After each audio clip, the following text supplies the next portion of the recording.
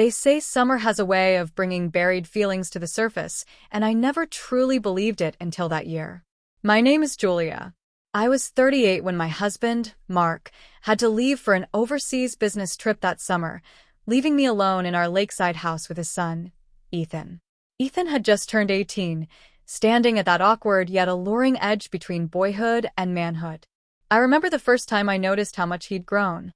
His shoulders had broadened, his voice had deepened, and sometimes he looked at me with a gaze that felt too old for his age. I kept telling myself it was just my imagination, but deep down I knew something was changing.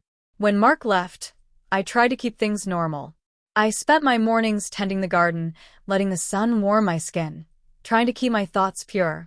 Ethan would watch me from his window sometimes, and I could feel his eyes on me. I pretended not to notice, though my heart always beat faster.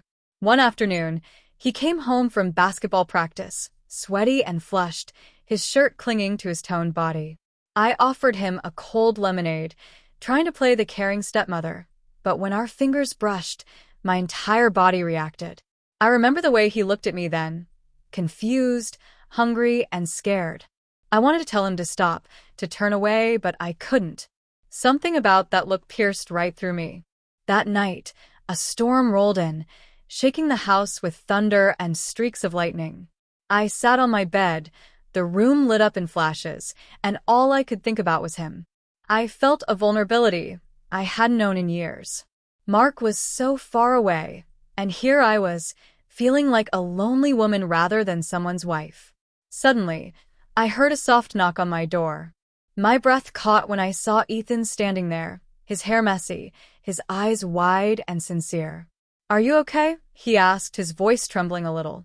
I should have told him to go back to his room. I should have acted like a responsible adult. But instead I nodded, and he stepped inside. He sat on the edge of my bed, close enough that I could smell the rain on his skin. My fingers fidgeted with my nightgown, and he took my hand, his touch careful, almost reverent. "It's just a storm," I whispered, my voice weak. "I don't like leaving you alone," he replied. His words did something to me, cracked something open. Before I knew it, I leaned into him, feeling the warmth of his body through the thin fabric of my gown. I don't know who moved first, but suddenly his lips were on mine, tentative and soft. I should have pushed him away, but instead, I deepened the kiss, tasting his hesitation, his innocence, and the heat he had kept locked inside. We pulled back, our breaths quick and heavy. My heart was hammering so loud, I thought it would wake the whole house. "Stay," I said before I could stop myself. He didn't say a word. He just crawled into bed beside me, sliding under the covers. I turned to face him, our noses almost touching. His hand came up to rest on my waist, and I let my forehead press against his. We didn't cross the line that night, but we came so close it terrified me. We just held each other as the storm raged outside, as if the world had disappeared and there was only us left. I don't remember sleeping much. Every time I drifted off, I would feel him shift and tighten his arms around me. When I finally opened my eyes in the morning, the storm had passed, leaving a damp, golden sunrise behind. He was still there, watching me with those searching eyes. I brushed my fingers across his cheek and felt a tear slip down my own face. "Thank you," I whispered. He kissed my forehead softly and held me close one last time before getting out of bed. The silence between us in those early hours felt heavy, but strangely gentle. We moved around the kitchen like two strangers pretending nothing had happened. When I handed him his coffee, his fingers brushed mine again, and we shared a fleeting look, one filled with unspoken words and forbidden warmth. That afternoon, we went down to the lake. I wore my favorite sundress, and he carried a small cooler with lemonade. We sat at the edge of the dock, dipping our feet in the water. He turned to me and spoke in a low voice. "Last night, it can't happen again." I nodded, swallowing the tightness in my throat. "I know," I whispered, "but I don't regret it." Neither of us did. It was a moment of raw truth, of being seen and needed in a way I hadn't felt in years.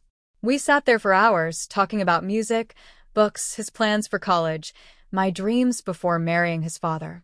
For the first time, I felt like I truly knew him, not as my stepson, but as a young man with his own fears and hopes. When we went back home, we cooked dinner together. He helped me chop vegetables, and we kept laughing at silly things, pretending everything was normal. But every time our hands touched, every shared glance across the table reminded me of that night. It felt like a dangerous game, but it was also beautiful in a way I can't describe. The days passed quietly after that. We respected the line we almost crossed but could never truly forget. When Mark finally returned, I greeted him with a warm hug, but my heart was somewhere else.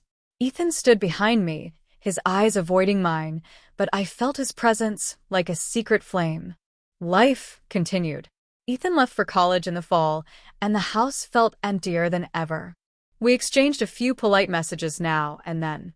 When he came back for the holidays, he hugged me carefully, as if he was afraid to break something fragile between us. I smiled and pretended everything was fine. Years went by.